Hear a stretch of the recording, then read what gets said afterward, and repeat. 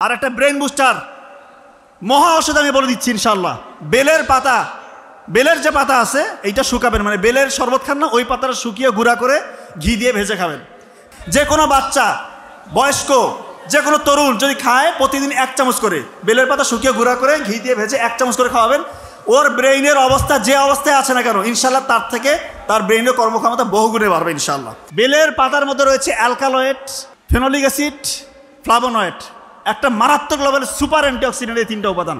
এটা আমাদের ব্রেইনের মধ্যে যে মেইন কোষগুলো, যে কোষগুলোতে ব্রেইন তৈরি, নিউরন, এগুলোকে অক্সিডেটিভ স্টেজ অর্থাৎ এগুলোকে আঘাত, পক্ষাঘাত, যে কোনো রকমের ধ্বংসের হাত থেকে ইনশাল্লাহ এই অ্যান্টিঅক্সিডেন্টগুলো রক্ষা করবে। এবং বেলের পাতার মধ্যে রয়েছে বিটা ক্যারোটিন এবং ভিটামিন সি, এইটা আমাদের নিউরনকে পুষ্টি যোগাবে। এবং সব থেকে যে মানে মারাত্মক কাজটা করে সেটা হচ্ছে সিনাপসিস প্রক্রিয়াটাকে সচল করে, অর্থাৎ নতুন নতুন তথ্য আপনি সুন্দর মতো শিখতে পারবেন। এবং ঘিয়ের মধ্যে রয়েছে omega 3 fatty acid, omega 3 fatty acid এবং ভিটামিন এ, ডি, ই, কে। এইটা ব্রেইনের জন্য একটা মারাত্মক লেভেলের সুপার এনার্জেটিক একটা খাবার, এটাকে বলা হচ্ছে ব্রেইনের এনার্জির ফুয়েল। তো এই দুইটা যখন আপনারা কম্বিনেশন করে খাবেন, যে কোনো স্টেজে খেতে পারেন, যে কোনো বাচ্চা, বয়স্ক, যে কোনো তরুণ যদি খায় প্রতিদিন 1 চামচ করে বেলের পাতা শুকিয়ে গুঁড়া করে ঘি দিয়ে ভেজে 1 চামচ করে খাওয়াবেন। ওর ব্রেইনের অবস্থা যে অবস্থায় আছে না কেন ইনশাল্লাহ তার থেকে তার ব্রেইনের কর্মক্ষমতা বহুগুণে বাড়বে ইনশাল্লাহ। বিজ্ঞানীরা এখন বলছে যে এই যে বাচ্চাদেরকে আপনার কার্টুন দিচ্ছেন, যারা কার্টুন দেখে সেই বাচ্চাদের ব্রেইন থেকে ডোপামিন নামের একটা পদার্থ রিলিজ হয়, বের হয়। এই ডোপামিন যখন তার বের হবে, ওই বাচ্চার ডোপামিন বেশি বেশি যে কাজগুলো থেকে রিলিজ হয় ও শুধু সেই কাজগুলো করতে চাবে। এখন কোন কাজগুলো থেকে ডোপামিন বেশি বেশি রিলিজ হয়? যত খারাপ অ্যাক্টিভিটিস আছে, যত পৃথিবীতে খারাপ খারাপ কাজ আছে, এই খারাপ খারাপ কাজ থেকে হাই ডোপামিন রিলিজ হয়। আপনি ছোটোবেলায় তার হাতে এই মোবাইলটা দিয়ে দিলেন, সে বড় হয়ে যত খারাপ কাজ আছে, জুয়া খেলবে, মাদকাসক্ত হবে, আল্লাহ মাফ করে রেপিস্ট হবে, পর্নোগ্রাফিতে আসক্ত হবে, অশ্লীলতায় ভরপুর হবে। আমি বারবার একটা কথা বলি, এই যে অশ্লীলতা, এই পর্নোগ্রাফি ইন্ডাস্ট্রি একটা $multi-trillion ইন্ডাস্ট্রি, এটার উদ্দেশ্য এবং কাজই হচ্ছে মুসলিম যুবকদেরকে ধ্বংস করা, মুসলিম পরিবারগুলোকে টুকরো টুকরো করা, মুসলিম সমাজ ব্যবস্থাকে ধ্বংস করে দেওয়া। আলটিমেটলি কোনো রাষ্ট্র যেন মাথা উঁচু করে দাঁড়াতে না পারে, এটা তাদের একটা ম্যাসিভ প্ল্যান, গভীর ষড়যন্ত্র। এবং এই ষড়যন্ত্রে আমরা আমাদের বাচ্চাদেরকে ছোটোবেলায় তাদের হাতিয়ার বানিয়ে দিচ্ছি। হয় বুঝে না বুঝে যেভাবেই হোক এটা হয়ে যাচ্ছে, এটা হয়ে যাচ্ছে। করুণ দৃশ্য আজকে দেখেন, মুসলিমরা সব জায়গায় অপ্রেসড, সব জায়গায় আমাদের মুসলিম ভাই নির্যাতিত হচ্ছে, অথচ মনে হচ্ছে আমাদের কিছুই নাই। ওই হারানো গৌরব কোথায় গেল? আজকে আমরা মাথা উঁচু করে দাঁড়াতে পারছি না। কেন পারছি না? থাকবে না, আমাদের মধ্যে ওই শক্তিটা ভিতর থেকে আসবে না।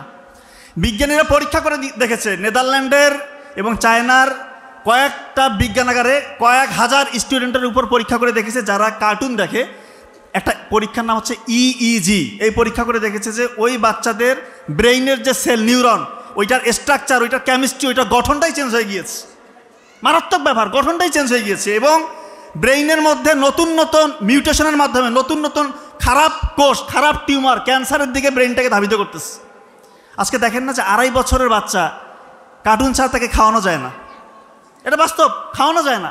5 বছরের বাচ্চা ঠিকমতো কথা বলতে পারতেছে না, তার যে ল্যাঙ্গুয়েজের যে ডেভেলপমেন্ট সেটা হচ্ছে না, সোশ্যাল ডেভেলপমেন্ট, কার সাথে কীরকম বিহেভ করতে হবে সেটা সে জানে না। কারণ আপনি ছোটোবেলা থেকে মনে করতেছেন সে তো বাইরে যাচ্ছে না, কার্টুন দিয়ে রাখছেন, তার ব্রেইনের পুরো প্যাটার্ন, স্বাভাবিক যে প্যাটার্ন সেটা চেঞ্জ হয়ে গিয়েছে। এটাই সত্য, এটা বাস্তব। এই কাজটা দয়া করে করবেন না। এখন আমরা দেখি যে বাচ্চা কাচ্চাকে নিয়ে আসে, 5 বছর হয়েছে ঠিকমতো কথা বলতে পারে না। তো যাই হোক, যে কথাটা আমি বলছি যে 5টা এরকম কাজ আছে, যে 5টা কাজ করলে পরে ইনশাল্লাহ আখিরাতেও কল্যাণ পাওয়া যাবে। আল্লাহ চাহে তোর বাই প্রোডাক্ট হিসেবে আমরা দুনিয়াতেও সফল হতে পারবো। 1 নম্বর কাজ, এটা আমি যদি সময় পাই ইনশাল্লাহ পরে ব্যাখ্যা করবো, তবে এটাই বলে রাখছি, কোরআন রিসার্চ করতে হবে, কোরআনে বেশি বেশি সময় দিতে হবে, কোরআন নিয়ে গবেষণা করতে হবে। সেটা কিভাবে করতে হবে আমি আমার দিক থেকে একটু বলার চেষ্টা করবো যদি সময় হয় ইনশাল্লাহ। 2 নম্বর, রাতের ঘুমটা আগে ঘুমাতে হবে। রাতে এশার নামাজের পরে আপনি যত দ্রুত সম্ভব ঘুমিয়ে যান। এবং এটা কিন্তু রাসূলুল্লাহ সাল্লাল্লাহু আলাইহি ওয়াসাল্লাম আমাদেরকে শিখিয়ে গিয়েছেন, উনি উৎসাহিত করেছেন যে এশার সালাতের পরে তোমরা রাত জেগো না, যত দ্রুত সম্ভব ঘুমিয়ে পড়ো। এখন বিজ্ঞানীরা এসে বলছে আপনি এশার সালাতের পর যত দ্রুত ঘুমাবেন আপনার কোয়ালিটি স্লিপ হবে। 1 ঘন্টা টাইম এক্সপেন্ড করবেন, আপনার 12% ঘুমের কোয়ালিটি নষ্ট হবে। 2 ঘন্টা টাইম নষ্ট করবেন, 12 দুগুণা 24% কোয়ালিটি নষ্ট হবে। এভাবে যত টাইম যাবে প্রতি ঘন্টায় 12% করে আপনার ঘুমের কোয়ালিটি নষ্ট হবে। আর সাথে যদি আপনি মোবাইল দেখে টাইমটা নষ্ট করেন তাহলে এটা চক্রবৃদ্ধি হারে আপনার ব্রেইনের ক্ষতি করবে। এখন তো বেশিরভাগ পরিবারে বেশিরভাগ মানুষজন দেখা যায় এশার নামাজের পর মোবাইলে স্ক্রল করতে করতে রাত 1টা 2টা 3টা বাজিয়ে ফেলতেছে। তার ঘুমের বিন্দুমাত্র কোয়ালিটি থাকে না। ঘুম আল্লাহ তাআলা একটা নিয়ামত, এই নিয়ামতটাকে নষ্ট করবেন না। ঘুমালে মূলত কি হয়, এই যে সারাদিন আপনি কর্মব্যস্ত থেকেছেন, ঘুমের মধ্যে ব্রেইন থেকে 3টা কাজ হয়। প্রিফ্রন্টাল কর্টেক্স এটার কাজ ঠিক রাখে। কি করে প্রিফ্রন্টাল কর্টেক্স?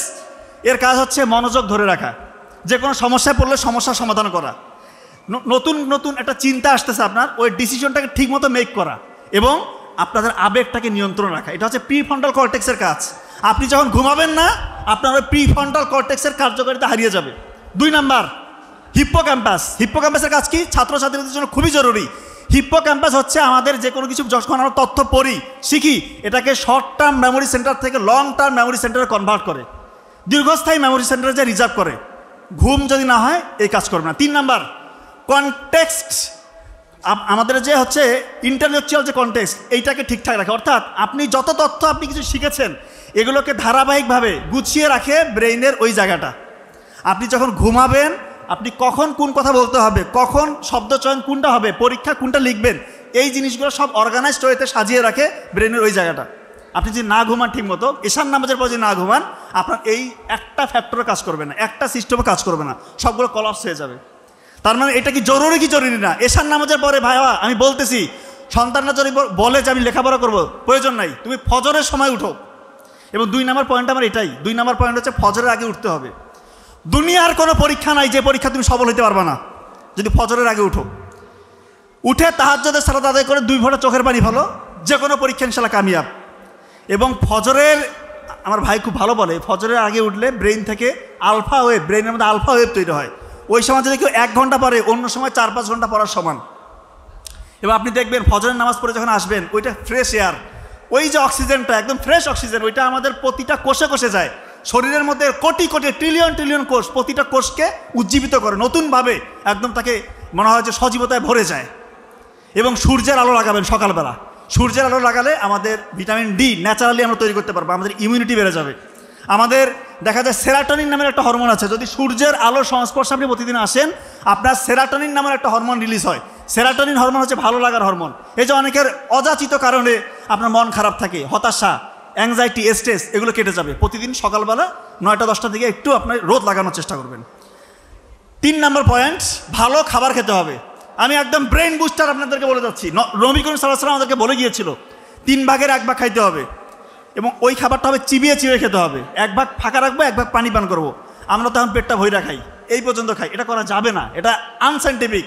তো 3 ভাগের যে 1 ভাগ খাবো, এই 1 ভাগ খাবারের মধ্যে আবার 3 ভাগের 1 ভাগ আপনার কাঁচা খাবার খেতে হবে। কাঁচা যেমন সালাদ হতে পারে, ফলমূল হতে পারে, এই খাবারগুলো খাবেন। কাঁচা খাবার খেলে আপনার ইমিউনিটি বাড়বে, রোগ প্রতিরোধ ক্ষমতা বাড়বে, ব্রেন ঠিকমতো কাজ করবে। আর একটা হচ্ছে মধু এবং কালোজিরা। আমরা সবাই জানি কালোজিরা হচ্ছে যে কোনো রোগের মহা ওষুধ, মৃত্যু ব্যতীত সকল রোগের সেবা দেওয়া আছে এখানে। এবং পবিত্র কোরআনে আছে মধুর মধ্যে রয়েছে অসংখ্য রোগের শেফা। তো এই কালোজিরার মধ্যে রয়েছে থাইমল।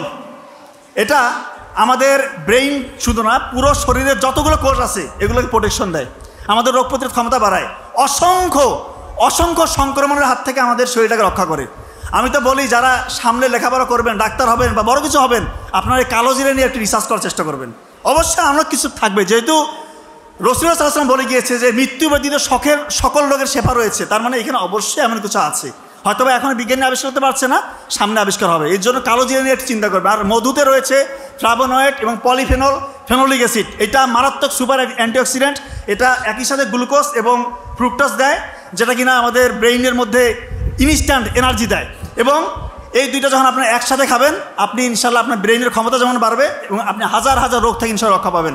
আর সর্বশেষ কথা, কোরআন নিয়ে, পবিত্র কোরআন নিয়ে আপনি একটু রিসার্চ করবেন। পবিত্র কোরআন যখন কেউ তেলাওয়াত করে, গবেষণা করে, তার ব্রেইনের মধ্যে অক্সিডেটিভ স্ট্রেস, তার অ্যাংজাইটি, হতাশা, সবগুলো আল্লাহ চাহে তো ইনশাল্লাহ ধীরে ধীরে কমতে থাকে। তো ধন্যবাদ সবাইকে। আসলে সময় স্বল্পতার কারণে আর বেশি কিছু বলতে পারলাম না। এই প্রতিষ্ঠানের উত্তরোত্তর সফলতা কামনা করছি।